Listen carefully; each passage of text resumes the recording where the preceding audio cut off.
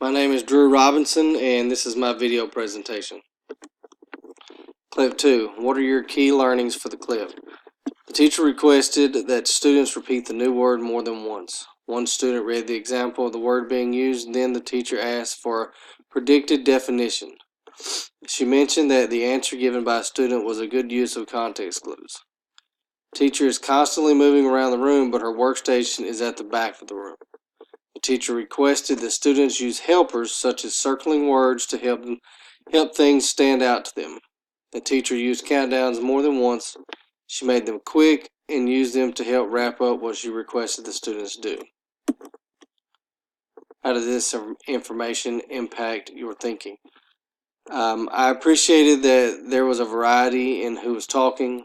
The teacher guided the conversation, but the students played a role in discovering the information she was presenting. To be honest, in all my years of school, I have always seen the teacher be at the front of the room speaking at the students.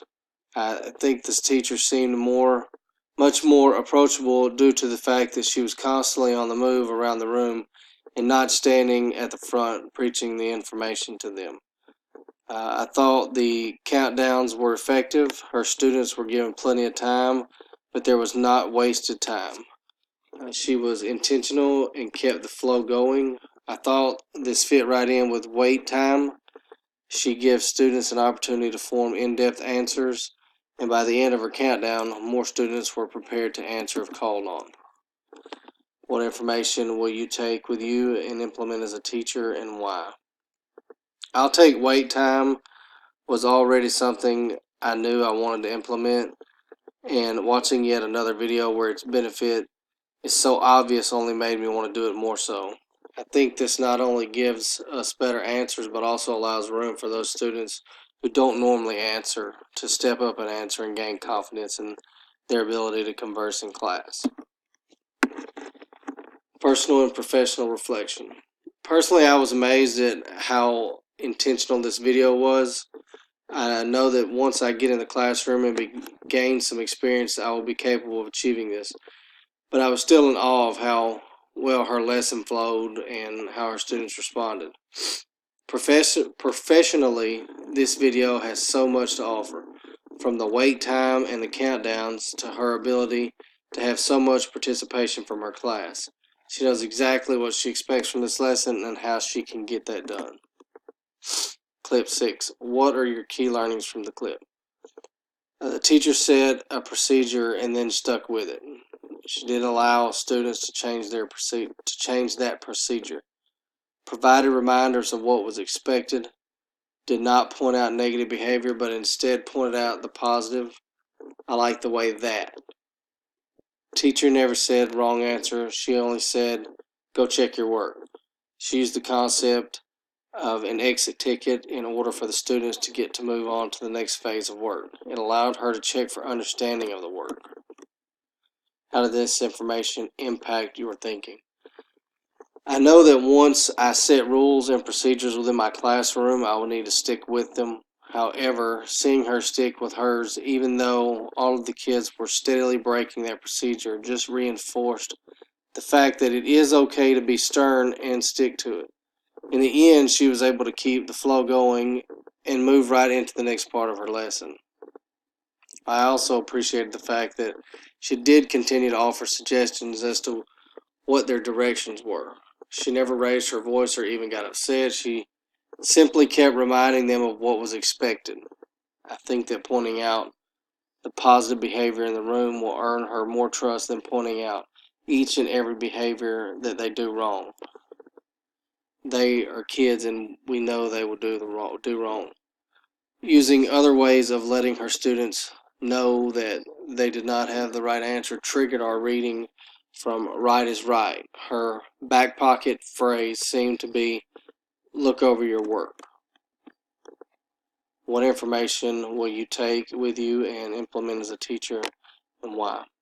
I've always questioned if there's a line between making sure that your rules are being followed and being overly picky about what you're requesting. I have to remember that my rules and procedures will set the tone for my classroom. It can be structured and productive, or it can be chaotic and without learning. I want to remember that it is okay and that I should remind my students of the expectations I have set for them. Our students have a lot going on between school and home, and it is okay that they can't remember every single procedure I have for the classroom. Therefore, I want to make sure that I am nicely reminding them about these expectations. It is so hard not to point out the negative behavior that is occurring, but overall, I like the tone it's set in her class. This is definitely something I want to remind myself of. Personal and professional reflection.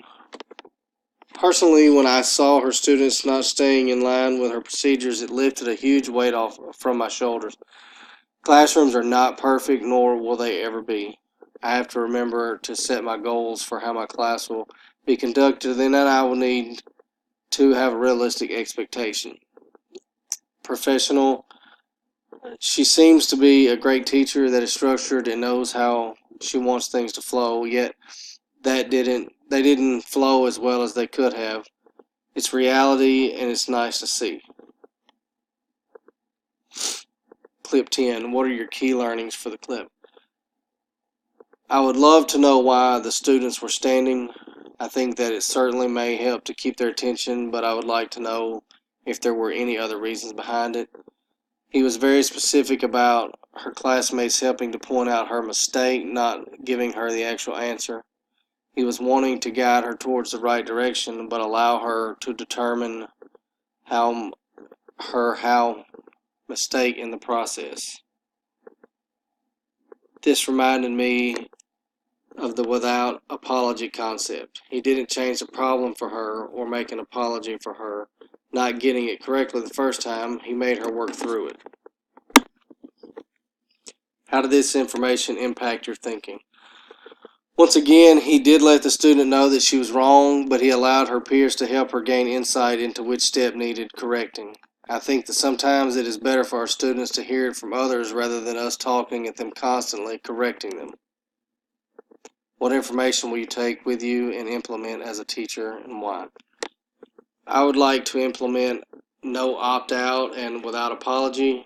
I want my students to know that I don't know is not acceptable in my classroom because I can help them work through the problem. Without apology has reminded me that I am not there to be their friend, I am there to be their mentor and teach and make sure that they complete my class with more knowledge than they started. And I don't need to feel sorry for that. Personal and professional reflection. Personal. I want to be as confident as this guy is when he is teaching. He doesn't sway from his expectation of the student to answer the problem, and he guides her through it easily, and she eventually determines the answer. Professional. I will never teach math because the thought of this problem blew my mind. Aside from that, I like how he was eye level with his students and spoke to them as if they were also just as good at math as he is. They seemed to know what he was expecting of them. And these are the references that I used. Thank you.